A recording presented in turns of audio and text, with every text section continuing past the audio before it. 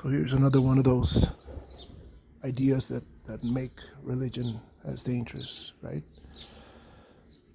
Again, this is a touchy subject. It's not for everyone, so you might get upset over it.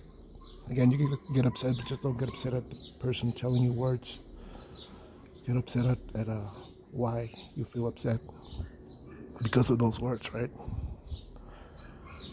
You need to fix the problem, not seek revenge on people giving you the information. That doesn't make sense. Anyway,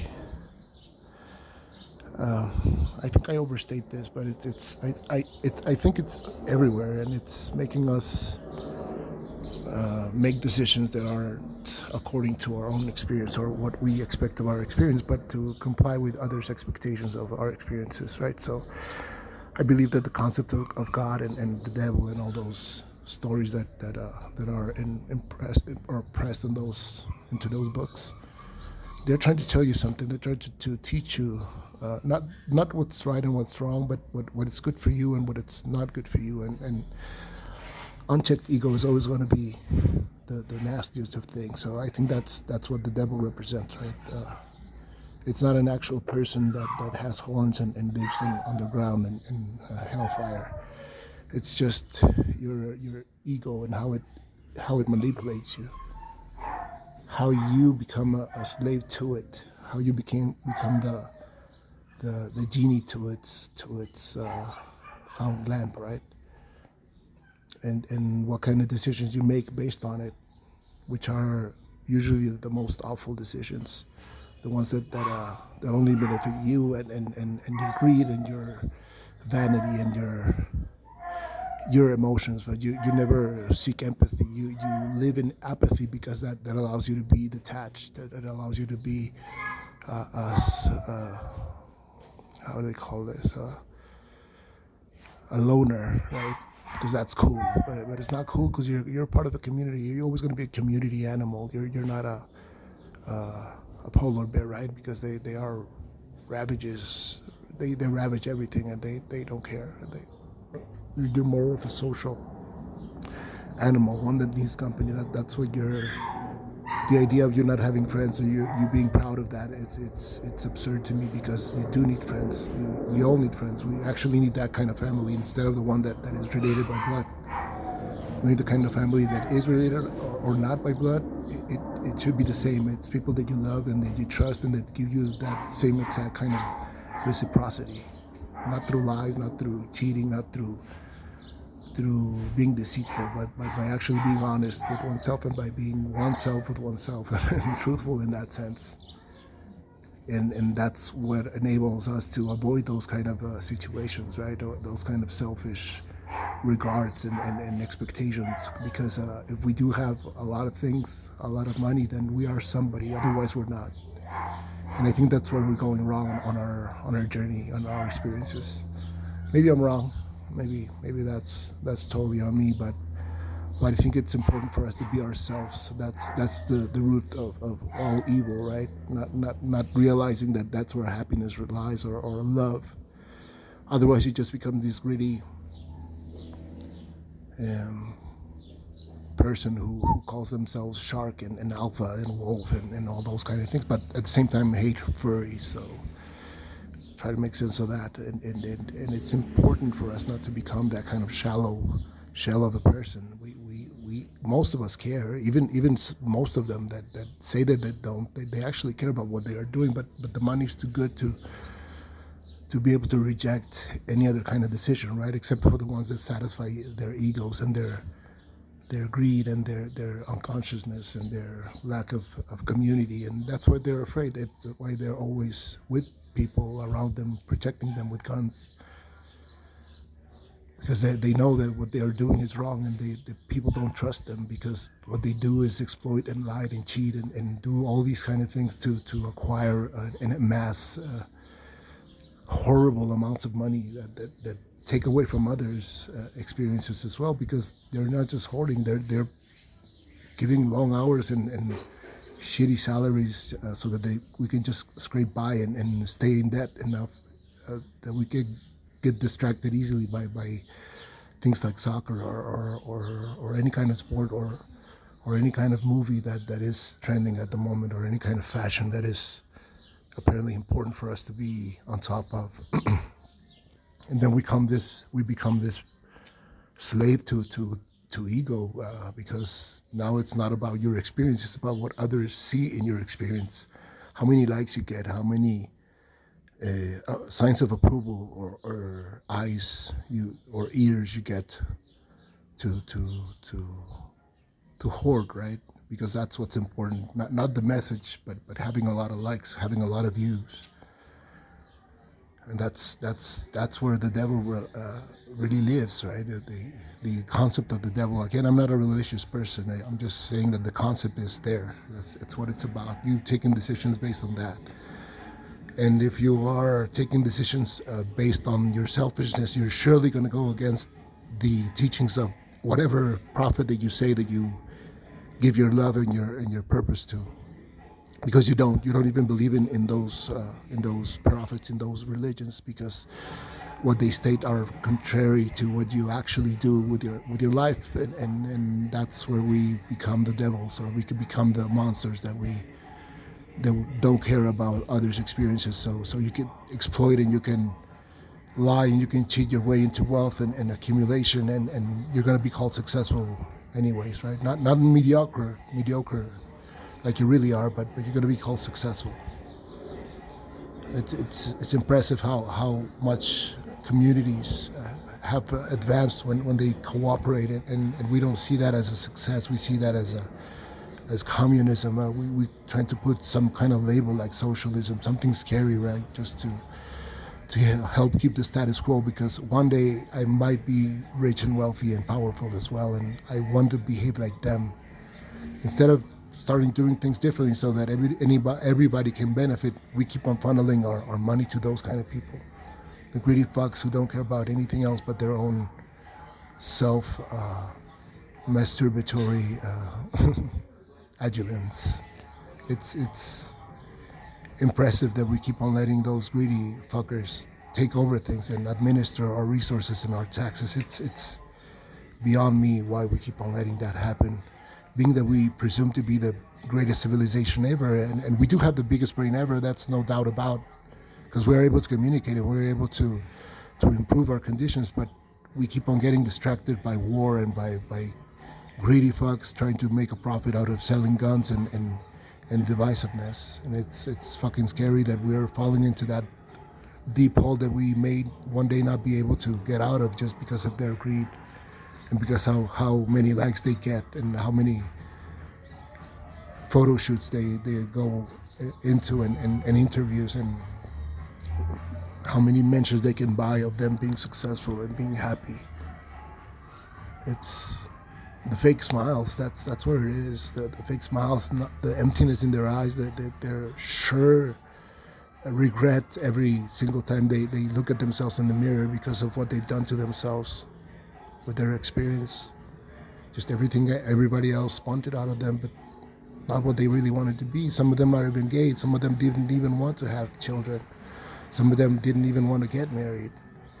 And yet they did it all for them, for what they will say. And it's not important at all. Yet we keep on letting ourselves fall into that emptiness, that devilish plan of losing our experience in the name of God, but at the same time, or God or progress, because it's no progress when you waste your life like that, and we call that happiness, not conformity, not mediocrity, because apparently living your existence and not seeking wealth is not success, even though you end up dying with a smile on your face, or realizing what's important. So you relax a lot, and you start enjoying life in a different way, and you see what true happiness and what love could be, if we all learn from ourselves that we can actually deserve a kind of experience that will make us happy, not one that will make us wealthy or well liked on Facebook, or Instagram, but one that actually is lived, and it's appreciated, and which allows us to find progress more coordinately, and in a cooperative way. Because otherwise we're just wasting time and wars and profit. Why are even ants work without money? What are we doing? We have the biggest brain. We do. Why can't we become that civilization we so proudly say we are? And it all has to do with those kind of ideas that they place on our heads from when we're little, so that we become malleable and are able to be abused and call it sacrifice and call it divinity and mysteriousness, right? The only thing that matters is the experience. That's it. Nothing else. If your experience is shitty, change. Try to do whatever changes need to be so that you don't find every single fucking day to be miserable and to be something that needs to happen because that's how it is. And fuck that. I don't believe that we're dumb enough to stay in this kind of cycle without actually regretting it later on, because we are able to change things without even violence. Just educating ourselves and believing that we can help those greedy fuckers realize that they're doing more harm than they are doing good to any amount of people, because they don't even get to experience love. And they teach their children that love is worthless and that happiness and freedom are worthless so long as you comply with a certain set of rules that we made up. Because we make the rules up. Morality is not about rules. Morality is not about a magic book or any kind of religious intent. Morality is about you living your experience according to your own desires and love without hurting anybody else. And stop fucking around with other people's wants and needs and desires for their own existence. That's the only morality that I know that actually works.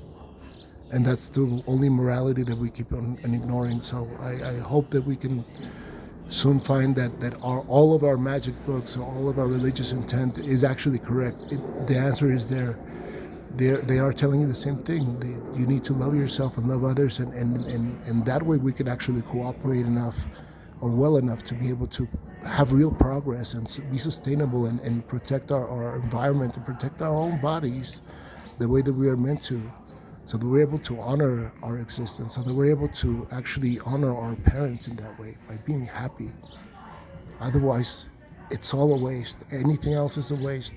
We all experience a lot of negative shit, and hopefully we all are strong enough to learn from those things instead of trying to seek revenge.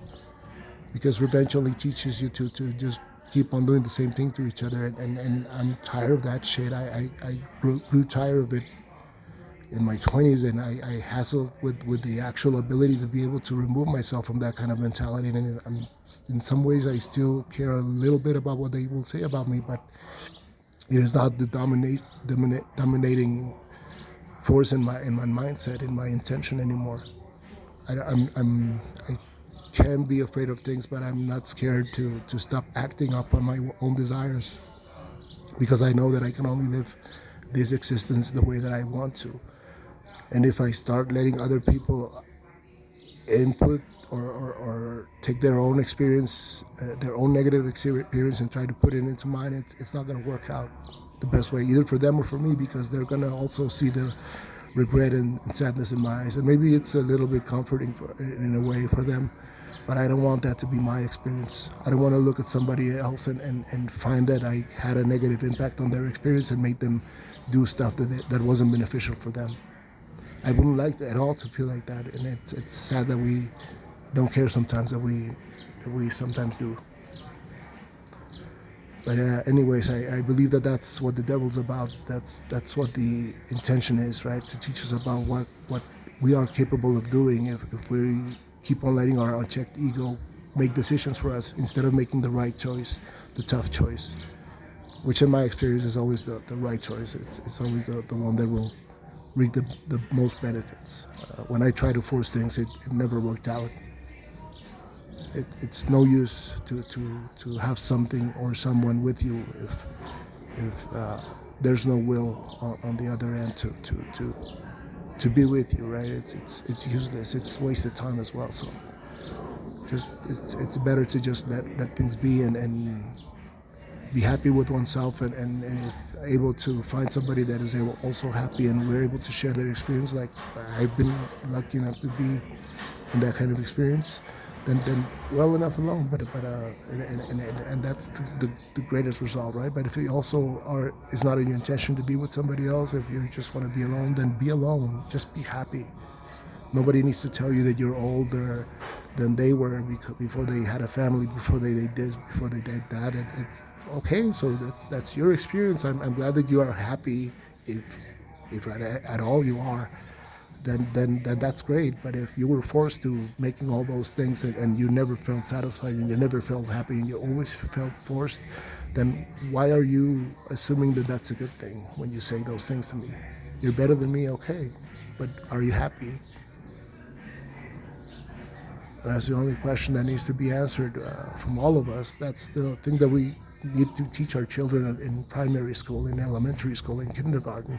Are you happy? Because it's one of the questions that is toughest to answer. And it takes a long time to be able to actually say yes and mean it, not just for commitment issues, or convenience, or because of people not needing to know our business, but because we actually mean it. And when we do, that's success to me. And I've seen it in people's eyes, and their sincere smiles, and it's always the same kind of smile. A sincere one is noticeable. It has personality. A fake one is always making you feel bad for delivering it, and it's noticeable, so other people know your intentions as well. So it's convenience and greed and egotistical situations and intentions are always in matching themselves with that kind of energy. Always negative, always confusing, always manipulating, always avoiding accountability. And it's about as far as I can go on that at the moment. So maybe we'll talk about a bit more later on. But if you got to listen this far, thank you so much, and I hope you have a great day. Goodbye.